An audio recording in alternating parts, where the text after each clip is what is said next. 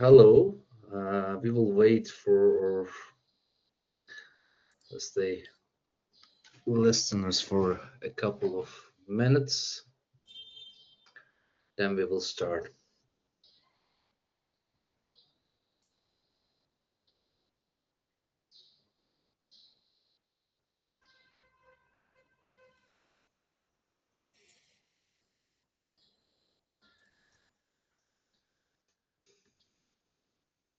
So,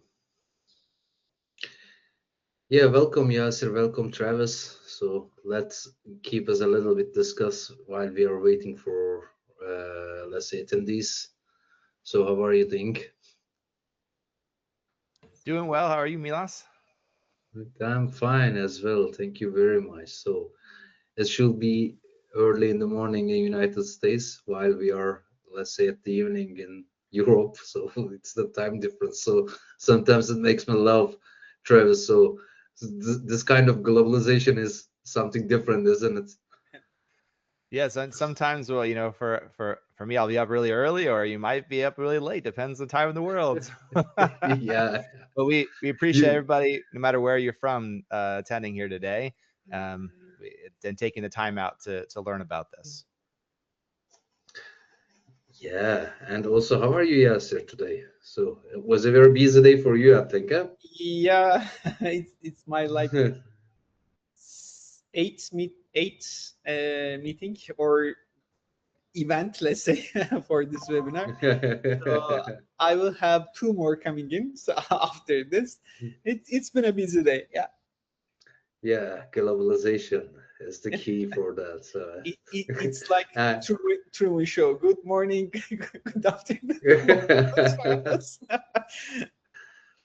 I remember at my very first days of my career when I was working in the Mercedes-Benz, we have got not laptops but also the desktop computers. And so when the, let's say, the time is up, then the work is up. So you cannot bring your work to the home. But nowadays it's very different. So our attendees are started to come. So let's begin, and also they will catch up a little while later because I'm going to introduce you and welcome the audience here.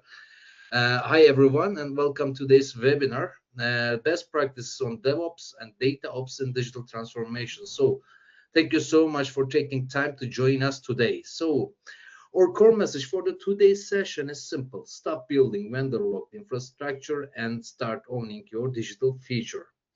We are here to talk about the data sovereignty and how you can build an agnostic architecture that you actually control. And we promised in the invite there will be no boring slides today. And this is a high impact live demo session where you will witness a real time integration from the plant floor all the way to the advanced insights. To show us how this works, I'm joined today two incredible industrial leaders who are right at the center of this transformation, who we were speaking at the very beginning. First, we have got Travis Cox from Inductive Automation, the Chief Technology Evangelist. Travis has been with the company since 2004, previously serving in the leadership roles across various divisions, including co-director of sales engineering. Today, he travels the world sharing the vision of modern technology, open standards, and the many possibilities of the Ignition platform, helping the global community push the boundaries of the possible on the factory flow. Travis, welcome. Thank you very much for joining us today. You're on mute, my friend. You're welcoming to the Oh, audience. well, here we go. You can't have a Yeah, webinar without the mute problem. No, thank you very yeah. much for having me. Excited to be here for this topic. Yeah, and next to him is Yasir Tuncer, the CEO and the co-founder of MaestroHub. So Yasir completed his bachelor and master science in industrial engineering and is a Lean Six Sigma master black belt. He is an entrepreneur who delivered over $1 million in operational savings, advised more than 100 manufacturers on digital transformation, and became one of the first 100 globally certified SURI Smart Readiness Industry Assessment Assessors. So he designed almost 30 different Industry 4.0 use cases for the Max Technology Center in Turkey, before launching MaestroHub to scale the industrial DataOps across the Europe. Yasir, great to have you here. Welcome. It's a pleasure to be here. So, gentlemen, let's get it right into it. So, Travis, let's start with you. In our event description, we highlighted the 1+1 is equal to 3 framework, and which explains how building a solid data foundation creates value proposition much greater than the sum of its parts. So, to set the stage for us today, how does Ignition act as a core OT foundation, connecting devices, building out the data hierarchy with the object models, and then seamlessly publishing that contextualized data using open standards, so it's ready for anyone to use. Travis, I will have the screen over to you to show the foundation, how this foundation is laid down. And okay, let me give you the presenter access. We are with you. I'm going to close my cam while you are on show, and so I hope that everybody is also seeing. I'm also seeing your screen. It's okay. Perfect. Then. Okay, so what we're going to do is I want to start with, when we look at the OT side of the fence, and we're building out our HMI or SCADA operations. We're connecting to various equipment on the plant floor. We're bringing that data in, and we're providing context for that data. And we're going to show today how important modeling of that data is, and how we can bring that data into more systems. But we have to lay the right foundation there, and Ignition does an amazing job at laying the right foundation for OT.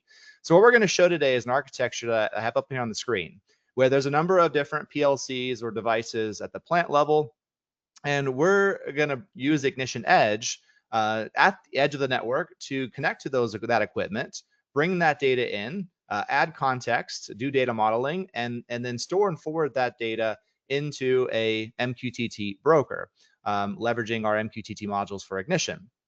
And that allows us to publish all of that important information into a central infrastructure that not only can we view, but other platforms, as you'll see with MaestroHub, being able to get that data and to take that to the next step.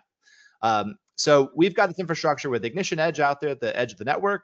And then we've got a centralized Ignition server where we're going to see all the data from all the different edge devices, provide the HMI and SCADA applications for that, all being on premise, all done locally there. And then with the ability where we could take that data, we could, you can consume from that broker right on site, or we could even republish that information to a cloud MQTT broker for enterprise visibility, or to get that into tools at different layers. So it's really important to be able to, when we look at our data, to think about the data differently, build a digital infrastructure that this data is gonna fit into, and that is going to allow you to take more advantage of that data. And MQTT is a great way, as an open standard, leveraging MQTT and Sparkplug, for the data transport, the data payload, to be able to build that digital infrastructure. So we're going to show how this part here works. So let me go over to the application first. And so now we're seeing the centralized Ignition system. At the edge of the network, we have a lot of local HMIs. So I'm going to go here to this HMI section. This is what we would have on a panel PC at the machine level. So we've got liquid processing areas where we're connecting. This is a bottling operation, packaging operation for soda in our case.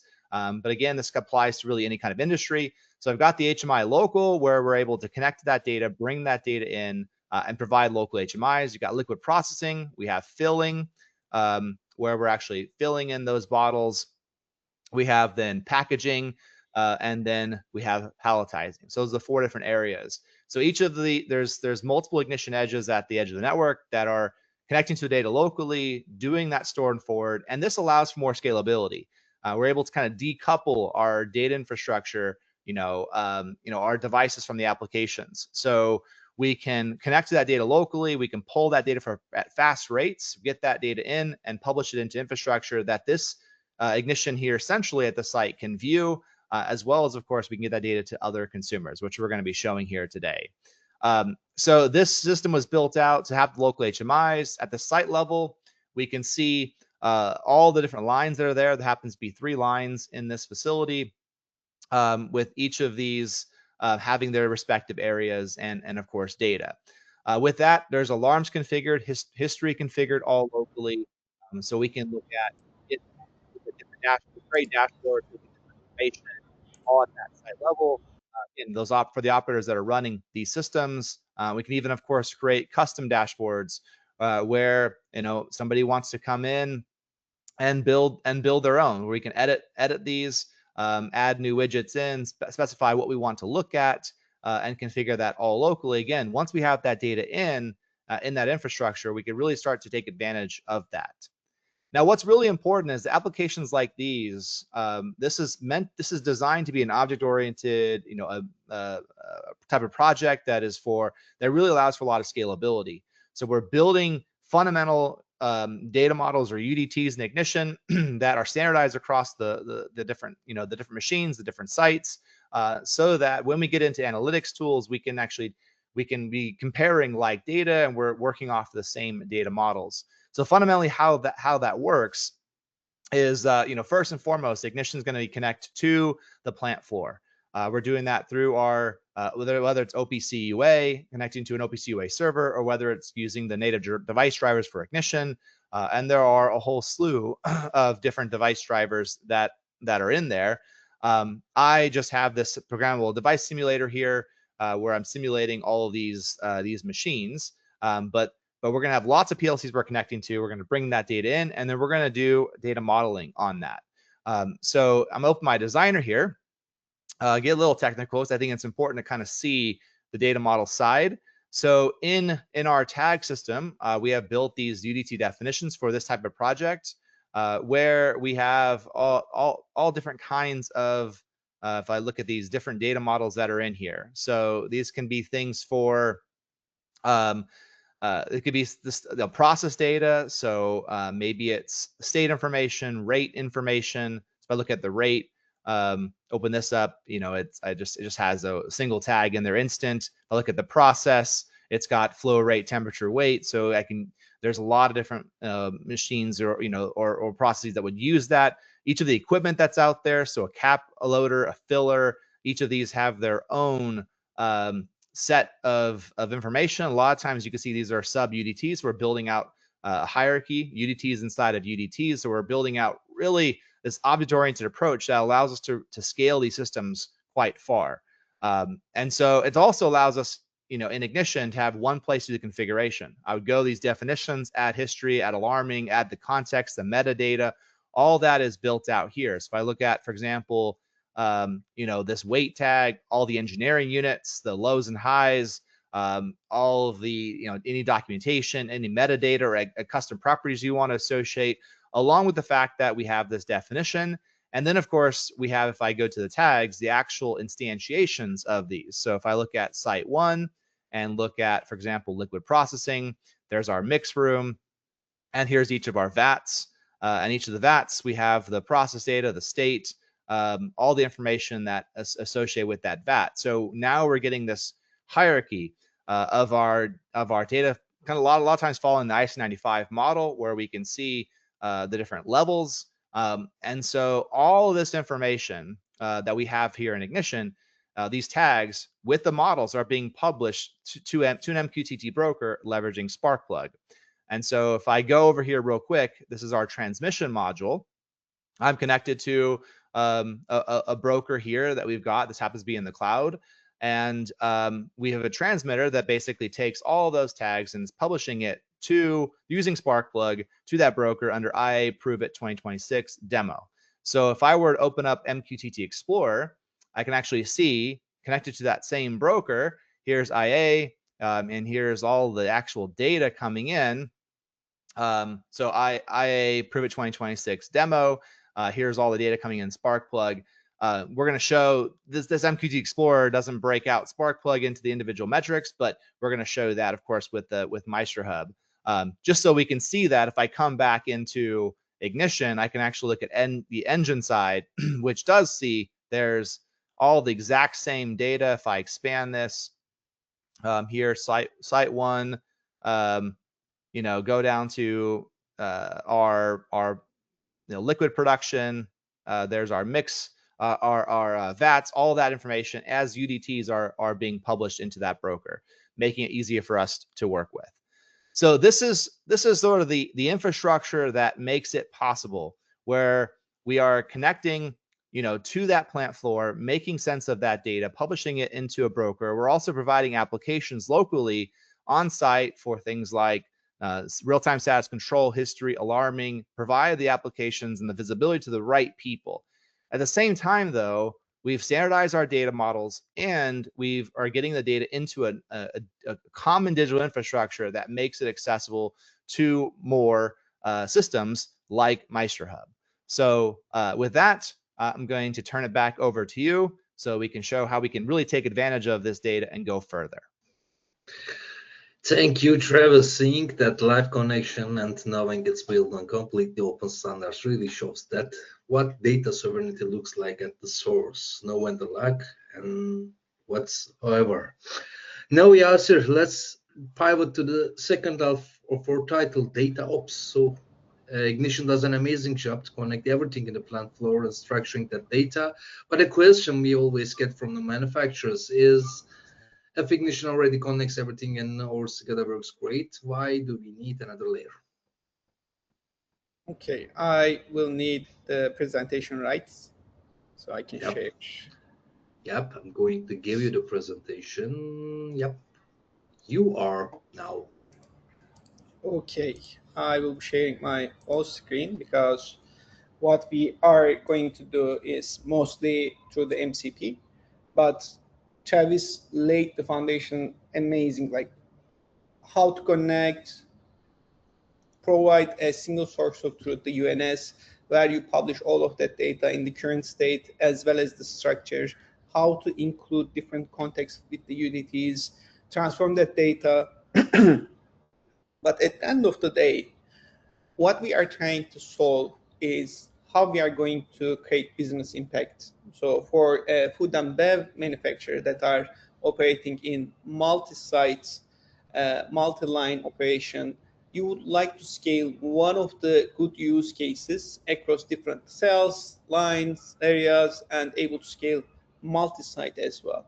That's where industrial DataOps as an enterprise solution comes in. You definitely can do a lot of things that I'm going to show in Ignition, and we will answer those questions at the end of the webinar as well. There are definitely overlapping parts, but we are not competitors. We are like complementers of where we are.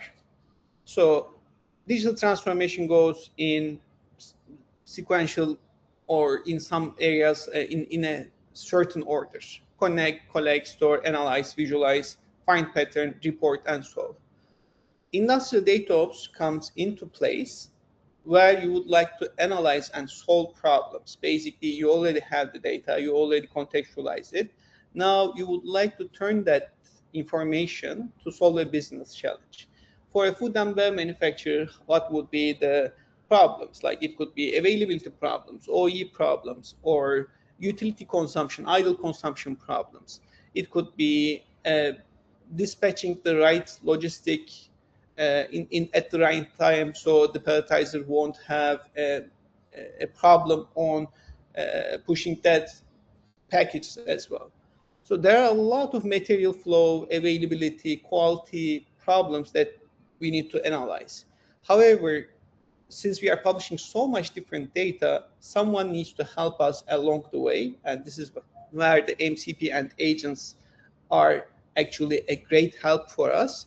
So we can leverage technology to actually augment the workforce that we have to be able to solve challenges faster. How we do that, basically the data that is being published should be consumed from different data sources, like from sensor to cloud. It should be able to consume in our platform as well. Currently we have 47 different communication protocols, and everything is published from the Ignition. We can directly integrate with Ignition as well, but what we are trying to show is when you build your UNS, actually MaestroHub comes into play and augments it. So you don't have to directly connect to Ignition UDTs. If you have an MQTT broker, if it's publishing through Spark Plug B, no problem. You should be able to consume that as well. That's what we actually built in the first step. We are consuming whatever is being published from Ignition, and with the credential security, this is the critical part that we see, especially when you are managing multi-site operations and different data sources from sensor to cloud. Security is usually omitted in this kind of problems, especially with technological developments. What we see is people are trying to write their own drivers, trying to create their own pipelines. That's okay at some point. However, if you are doing this on an enterprise level, you need to have a solution vendor actually at that point, that their dedicated job is to provide these services for you, where they have implemented this across hundreds of different customers. So you can actually see this is a proven solution, secure and scalable across your organization as well. That's where the enterprise grade DataOps actually comes into play for us as well. For connecting, yeah, you can connect different data sources. For pipeline, you can definitely orchestrate several pipelines as well. What we are doing in our MaestroHub currently, everything that's being published from Spark Plug B is actually living in our UNS as well. The data coming from Spark Plug B is pipelined to our UNS as well. There might be different UNS, definitely. That's when I first come across the architecture. That was one of the questions that I have for Walker as well. So if you have will you have multiple UNS? And he said, yeah, definitely. For an enterprise, you will have a different UNS where you will have local UNS. So at some point, there is no one single source of truth that lives in one place. There might be several places for your UNS as well. That's what we have in MaestroHub as well. What we are consuming from Ignition UNS, we actually have different data sources publishing in here. We have a different enterprise under this broker, under UNS as well. Currently, everything is published from Ignition through Spark Plug B under Exchange, Prove It, and there are several tags under this, like Site 1, Filler Production, Link Line 1, Cap Loader, Machine ID, MaestroHub. There are some data points that we also publish in here as well, so we can monitor which data we are publishing. So those could be transferred back to Ignition's broker as well for the UNS. So it can be bi-directional communication between UNS as well. How are we pipelining and how are we orchestrating? There is a really simple pipeline for us. Basically, it's a Spark Plug B trigger. Whenever a pipeline decoded from a Spark Plug B message, it's a subscription function. It automatically executes a JavaScript, so it doesn't have a flattening problem. And for each of those topics, we publish DNS. Natural language, like object-oriented that Travis showed. It's really intuitive for end user to say, okay, what I need, trigger, flat, for each, publish, close the loop. Now, every data that you have in Ignition is actually published under this structure that we have in MaestroHub.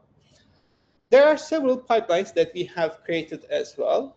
For example, in current Prove It environment, there are no energy data that is linked with states, or I would like to analyze what are the costs for those. In order to do that, you need to also enrich your data with different data sources. Some of the data might be not publishing your local UNS, then you would like to include that data source in here. Currently, our data coming from energy under, oops, I should go down because there's this. For example, energy data, energy readings that we have. This is published from our data source, and the data lineage actually shows where the data is coming from as well. There is a simulator in the back end that we actually generated in the pipeline. Whenever the state is running, it checks if the state accordingly, if it's fault idle, then the simulated data will change. Then it publishes all of that data under MaestroHub Energy. So I can see the whole data lineage, where this data is coming from. This is one of the critical things especially when you are analyzing different data sources. You would like to see data is different data sources, and any change on one of the data sources as well as consumers, what will be the butterfly effect? Like if I change the energy reading, if my energy analyzer goes haywire, what would be the affected pipelines? If I have an analytics platform that is consuming this and trying to predict a problem for the motors by the as well as different like vibration sensors, I would like to understand if it has different parts of my digital infrastructure as well. So this nervous system linkage dependency graph between all of the entities is able to help you navigate between all of those different data sources and understand the butterfly effects. Moreover, this is very critical, especially for the agents. So agents can actually understand the relation between those entities and how each other combine together. So if I go to to say this is an energy analyzer, this is the state, then I would like to analyze, even though there is no direct relation between each of those, I would like to analyze that. Perfect. Then I can actually build that without directly, purposefully building that linkage in our platform as well. That's how the agents actually reason through, by understanding this data is linked with this data is linked with this. So the lineage, it can go through different layers of your automation stack without any problem.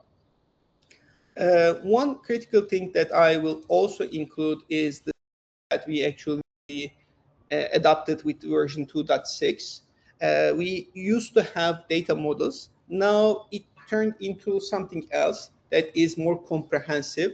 And this is basically the foundation that we are building for the semantics hierarchy as well. Because at the end of the day, agents, human, need to understand, okay, this is a reading from energy analyzer. But for what? Is it an asset? Is it a line? Is it for product? Is it for maybe a temperature for the process parameters? Maybe a temperature for environmental conditions. You need to able to define this. That's where the schemas actually comes in. There are so many predefined ones, and you can start from scratch as well. But anything that you are going to use, let's say for environmental monitoring, I would like to have sensor ID, sensor name, temperature, humidity, vibration level, carbon emission, location, department. Okay, I would like to use this. Then I would like to include several critical parameters that augment this data, like what is the unit of measure? How am I going to define this? What is it, a computed value? Or what is the semantic ID? Or sampling details? What would be the ideal sampling for this data? It might be a really high frequency data, like I would like to collect 100 times per second, that means 100 hertz for you. Then that would be a different entity where you have a work order that is changing in every 3 hours. If you include both of those in the schema, it needs to be able to adapt according to different requirements. Or if I would like to set certain parameters, like I don't want to just include the sampling, but also I would like to include computed details, what would the derived attribute look like, when to run this. You can configure all of those without actually have to know additional details. You can augment the data as well in here with different attributes as well. I would like to include alert thresholds that might be for the production state. I might say, okay, I would like to include this as production state. Then I would like to include different thresholds. What would be the mean size? What would be the max? What would be the critical mean, critical max, that band, message, optional? Like this part is, it might seem, well, you can include every part. Yeah, it doesn't make sense. However, whatever you are putting in a system has different effects across organization, especially when you are working with agents. Everything, every piece of context matters. If you include some detail in here, it will be consumed by the agents, because we are exposing everything in our platform to other consumers of this digital infrastructure. We are a completely open platform where you can query everything, you can collect everything, and that's where the agent, actually MCP, comes in. I have two different agents running in here. One of them is actually an older version where we had limited features for the MCP server. With 2.6, actually, we included a lot of new capabilities for the agents as well, like for pipeline reading, pipeline writing, executing, connectors, UNS. Whatever you are seeing right now that I'm showcasing actually handled completely with MCP. We haven't touched anything. We didn't build anything manually. So everything that you are seeing, from connection to pipelines to publishing to UNS, schema adjustment, creating those alerts, dashboards, all of those are handled with the agents.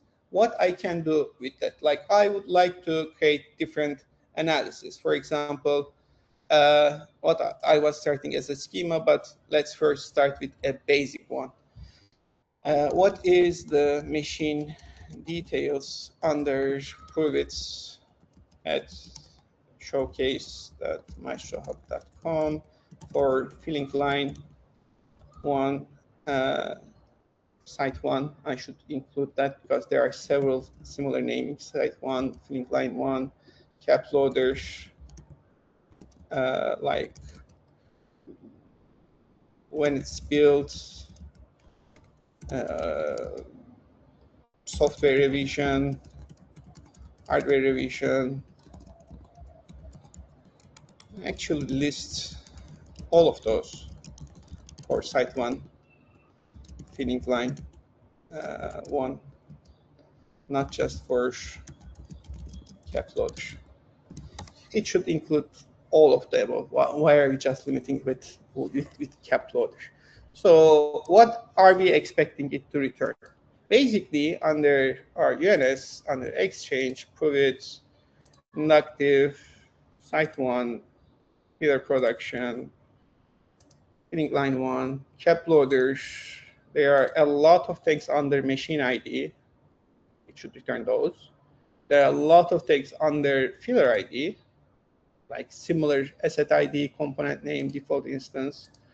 For washers, machine ID details. Okay. Now it should be able to consume all of those and ask us, okay, now it's filling line machine details is disabled. Just reads the UNS details for site 1, filler line 1, and related SAS, such as washers, cap loaders.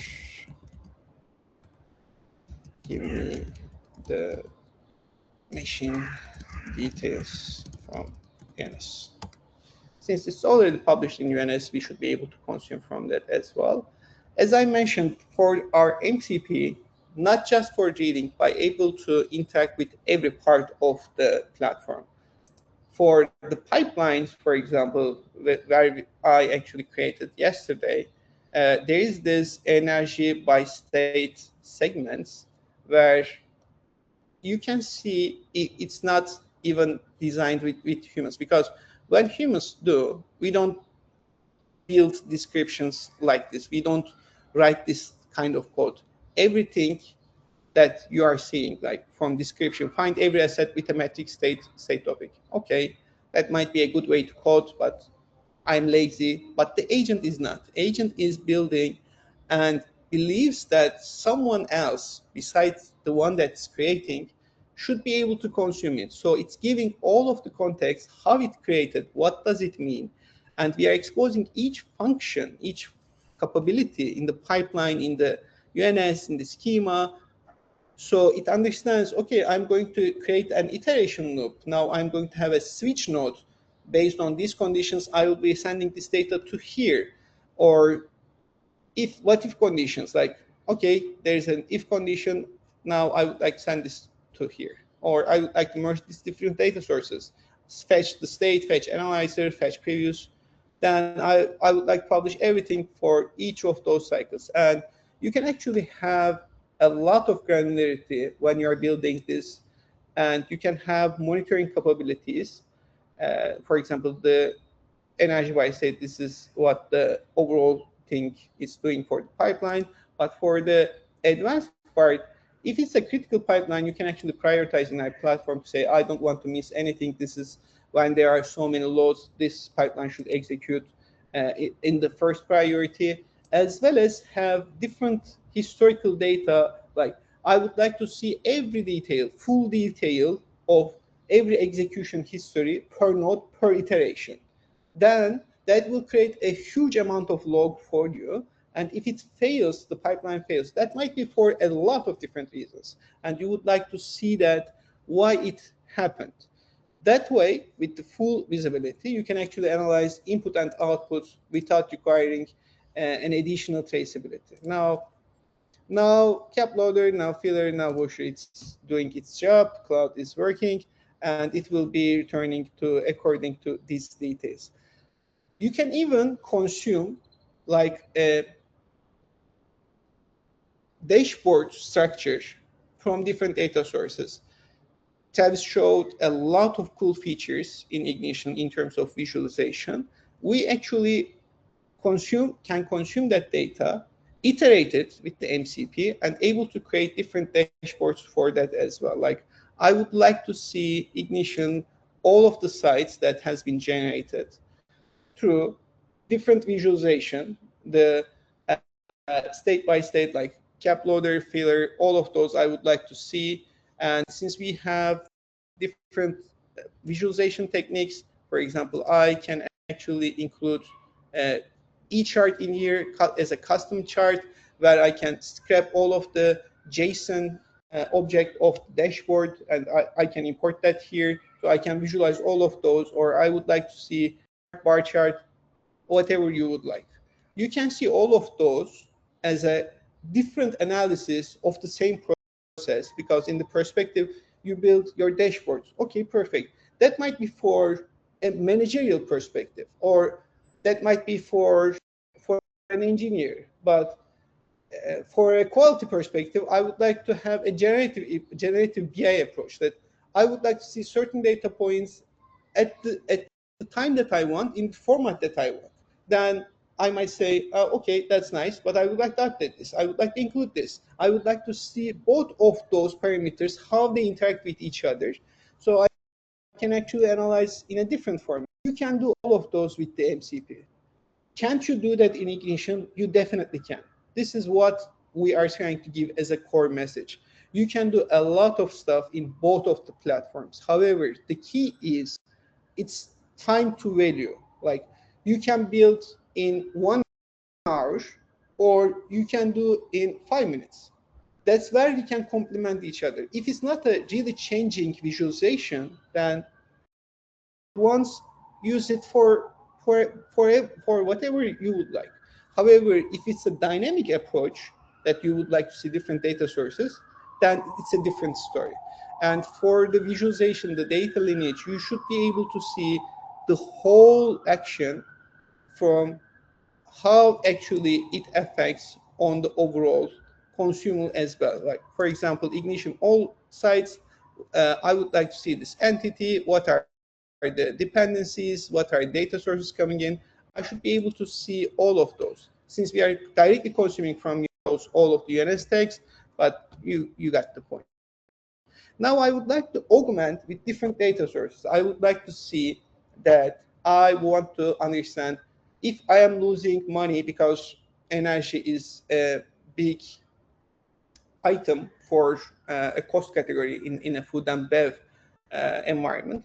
I would like to see if I'm losing money on that regard. So I created that pipeline to say, okay, I have energy consumption, or let's just directly go to Explorer so we can see the data lineage rather than the pipeline. Inductive, site 1, MaestroHub, under filling, the cap loader, MaestroHub, energy, cost, by energy. Let's go cost by state. Okay, now cost by state is actually derived from different data sources. This is where the additive context comes into play. Like there is a data source that's publishing energy by state that's being used for different pipelines. Then at some point, I included cost details on pipeline energy emission and is publishing energy cost by state. Currently, since it's idle, it's not generating any cost, but we can go to another cost category, and if it's running, it will generate that cost for us. So I am able to see all of the dependency, all of the relation, how it's been actually linked with each other without going to another area. I can see all of the landscape from a single point of view where I can interact all of those. I can create connections, I can create dashboards, I can create pipelines, I can analyze different data sources. For example, the manufacturer of this filling line is actually, rather than KHS or Kronos, it seems Inductive Automation. That's nice. The models are different, the serial numbers, the year, amount of construction, and that might be not, for some audience, that might not be very valuable. But for a maintenance perspective, if I'm working at a food and bev environment, and if I would like to understand, you know what, we have this filler almost, and we have been repairing that often, and it is the bottleneck of the overall production.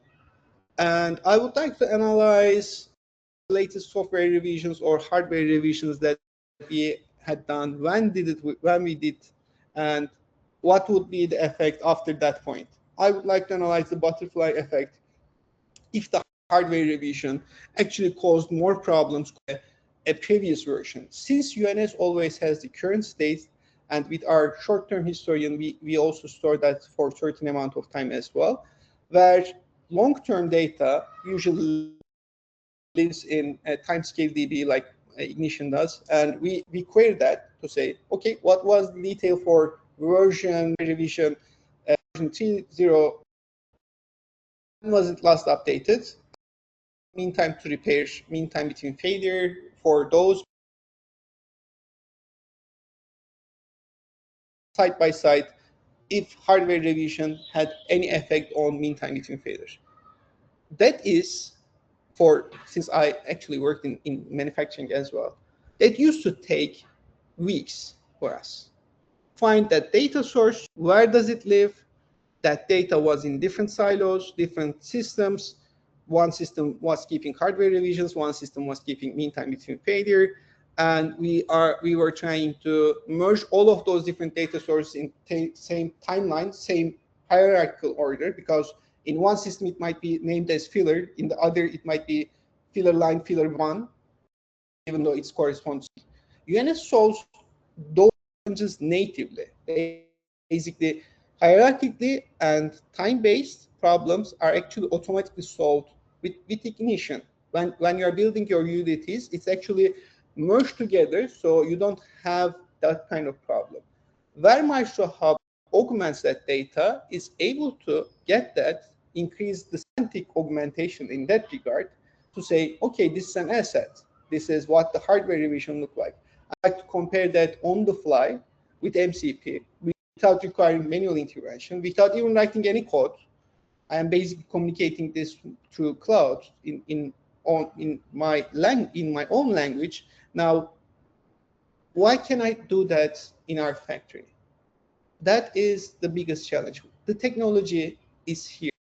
You should be able to solve that challenges really fast without requiring additional integration work, where you are not building a technical depth. That's what we are trying to solve together with Ignition.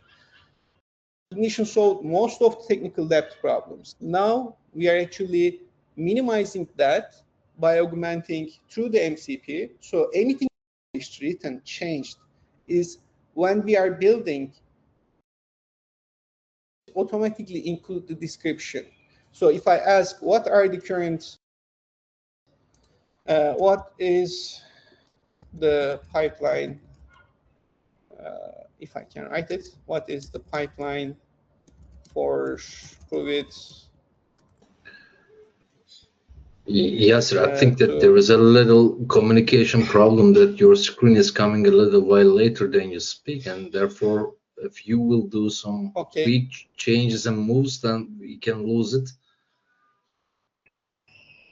Okay, I have a bandwidth. I might have a bandwidth problem. So I am just finishing in a few minutes, so we can get the Q&A. But why not? Yeah, let's get the Q&A. Okay, thank you, Yasser. It's incredibly powerful to see how the bi-directional loop where the intelligence flow right back to the UNS, and now we are opening up the floor for the Q&A session. So, ladies and gentlemen, while you are typing your questions in the chat, then I have got some questions in my mind. I will start with mine, and we are very welcome to see yours as well. You can see the question mark, the question side. If you will tip some questions there, then we can read it and also answer it. We have got still 14 minutes. Maybe we can extend it just like 5 minutes because we started a little while late. So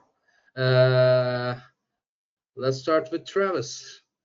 Travis, what is an UDT in Ignition, and why does Sparkplug-B ensure that the structured data arrives contextualized and ready to use versus sending raw text over MQTT?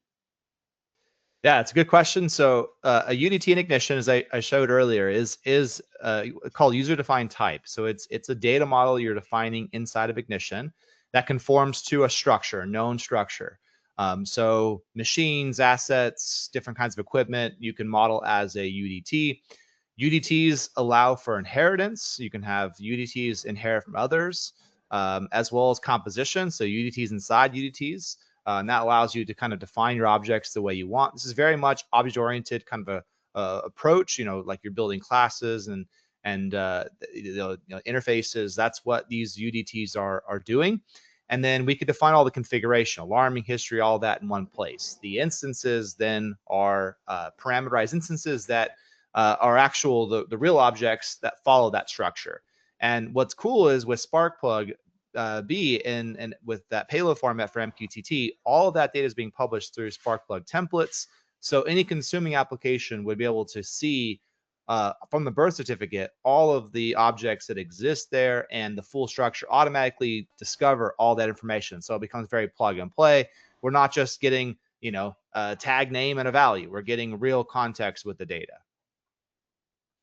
Thank you very much for answering that questions. And Yasser, if I will turn to you, then we already use MQTT in a unified namespace here. And so what is the biggest business value manufacturers can gain by combining MaestroHub with Ignition?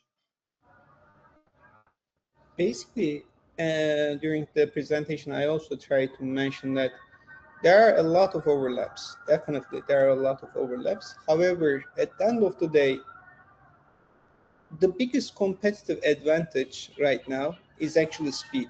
Technology is making software development a commodity. Connectivity is becoming easier to do. Yeah, you can do a lot of things with cloud code, wipe coding. However, when you have a strong foundation like Ignition and already publishing different data, when you are trying to augment that data across organization, let me give an example. The energy case that I showed as publishing. That data, Ignition is heavily used by the shop floor teams. Now, I would like to use that data across organization to improve the overall productivity of the company. I would like to give energy consumption by station per product to the planning team to say, this is what each bottle for Coke, for Orange costs in terms of energy. And these are our peak off numbers, where if the threshold exceeds, we are charged by extra. Now the planning team can actually leverage that data to say, create the production plan for me, where you level out the overall energy requirements across the site, so I don't have peak of problems. That use case requires a lot of configuration on the ignition side. In MaestroHub, actually, we augment that to bring more people in to say, planning team, you don't need to upskill anything. You don't even have to ask for digital transformation team because everything is guardrailed in our platform. Open your agent and ask the question. Then it will help you to be able to optimize that schedule. Then the purchasing team can take that information to say, oh, I can get a better contract because I know how much I'm going to consume for the next month production plan. That part needs to spiral in the organization. That's where we augment what Ignition is building as a foundation to share that knowledge base across organization without losing the control.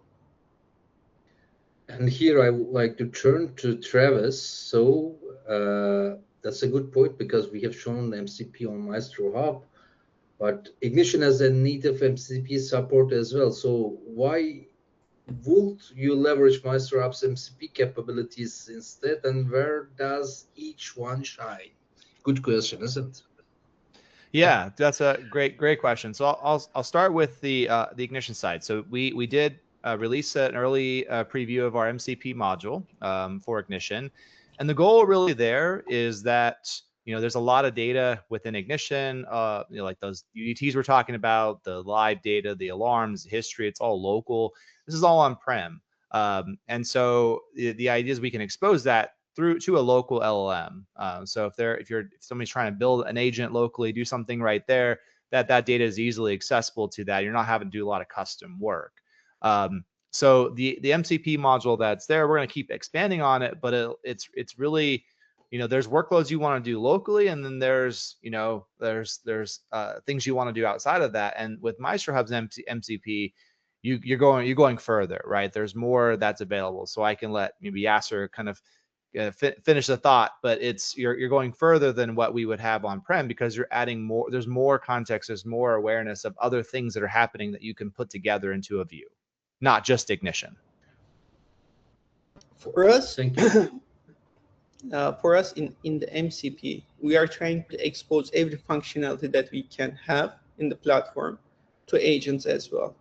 In 2020, when we first started, it was mostly for humans or ML models to consume that data. We were moving that data, modeling, orchestrating for ML applications or humans. Now, with the introduction of the agentic AI world, you should be able to orchestrate all of those in a governed fashion because you don't want your agent to don't want to hallucinate. Second one, you don't want to give them permission to adjust a financial data, for example. Then you would like to definitely put certain guardrails like role-based access control on entity-level ownership. That's where we augment the MCP to put the really guardrails on with the advanced RBAC that we have. Moreover, for the pipeline that I have shown, all of those are generated with the agents. With the data that we are generating, now it is the time that data needs to move so much quicker for different end users. That's where we need to be able to build pipelines on the fly to say, okay, I have a compressor right now as I'm a technician in this filling line. I don't want to have alarms coming from compressors due to pressure deviations. Now that is not created as a pipeline maybe in your UNS, and you would like to create a pipeline based on those alarms, contextualizing with the state, with overconsumption, and that's a new analysis basically. All of those should be done on the fly with the MCP. That's what we are augmenting, what Ignition is offering with the MCP. We have so much capabilities in MCP and would like to give all those capabilities to agents in a controlled format because you don't want to lose, and your most precious commodity data, and you don't want anything to be able to adjust without you giving the permission. You should be always in the guardrail, putting what they can do, what should be done. Okay, I have got a question. Is data history stored on MaestroHub in the cloud, cooled, or how does Maestro access data history for analysis? Questions coming from Zakaria Rodriguez. We actually do not have an obligation to have a certain data point to be consumed from a historical point of view. Like, you could be storing data in anywhere you would like. It could be a time series database like Influx, TimescapeDB. You could be storing in MS SQL. Some of our customers are storing in OneLake, S3, however they would like. You completely own where the data is going to be stored. Since most of the connectors that we have are bi-directional communication, wherever we can write, we can actually consume from that as well. So you have the complete control on your data retention, where to write, who can access it, when to access it, as well as when to give permission to get that data analyzed for historical purposes as well. Some last questions, and then I'm going to also wrap it up. So, Travis, does Ignition 8.3 support Sesame i3x API? And what does that mean for infrastructure like this, where MQTT only covers live values, but i3x can expose objects, history, alarms, and more in a single API?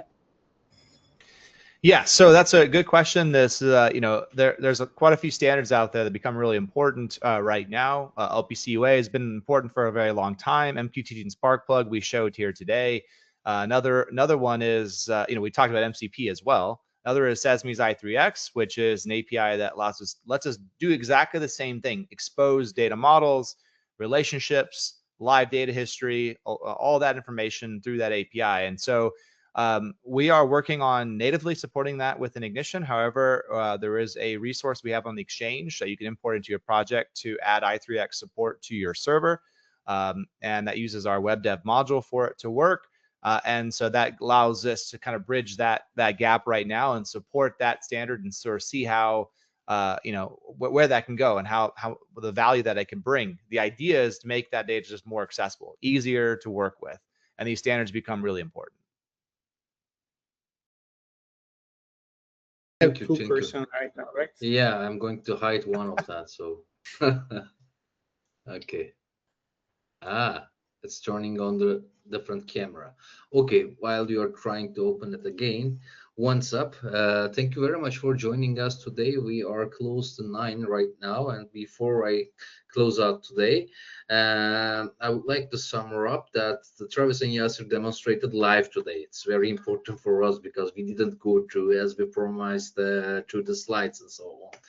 And how speed and flexibility are ultimate differentiators, and by combining Ignition and MaestroHub under the 1+1 equal to 3 framework, you achieve total data sovereignty in a fraction of time for a fraction of the cost. And before we close, because that was a good discussion, there's a lot of information that will flow, I would like to give you the word for your last sentences. I would like to begin with Travis today, and so then Yasser, and maybe you can sum up together, and then we will say, okay, but we have got still question side open. If you will also write there one single last question, and I'm going to ask it to again. So please, Travis.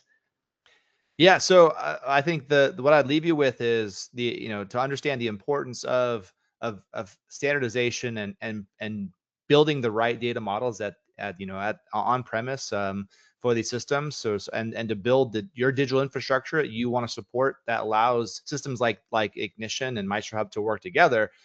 You want to build infrastructure and that supports these kind of tools to plug and play and to get a lot of value quickly. And data modeling is really a critical exercise. And so I would urge everybody to sort of look at that, make sure you're standardizing across different locations because that will pay dividends later on. Thank you. And Yasser. For me, Ignition has been doing an amazing job for over the last 20 plus years by being the foundation and able to be the backbone for digital transformation for many companies. And there are a lot of new technological developments that are coming both from Ignition, both from our side as well. At the end of the day, as the decision makers, the end users, it's up to them. Like what would be the ideal architecture? Will it be Ignition and MaestroHub on top of it? It depends. If the company needs certain things, certain functionalities, yeah, that might be ideal, which is, by the way, in my opinion, most of the time is applicable. Combining both solutions together will create 1 + 1 = 3 solution. But in some cases, I believe if the end user is engineering heavy, really happy with Ignition, and if they don't see the value that MaestroHub can bring with the MCP, then I will just recommend try it on. If it doesn't suit you, no problem, no hard feelings. We would like to get our platform as much feedback as possible with alternative usage as well, so we can improve and able to help the manufacturers to be able to produce more efficient and sustainably. The competition, the only critical resource that we have is time. So we should be able to get the most leverage out of the technologies as well. And if you can solve a problem 1 hour compared to 10 minutes, I would take 10 minutes every day, like twice on Sundays as well. Because speed matters, especially during these times. Thank you both, and massive thank you for the audience for the incredible turnout and the questions today. And keep eye on your inbox because we will sending out the recording link of this live demo along with the additional resources maybe. So have a great day, everyone, and go own your digital feature. And thank you very much. Thank you, Travis and Yasser. It was a great honor for me to be beside you. Thank you very much again for the audience for your time. We are closing right now. Thank you. Thank you.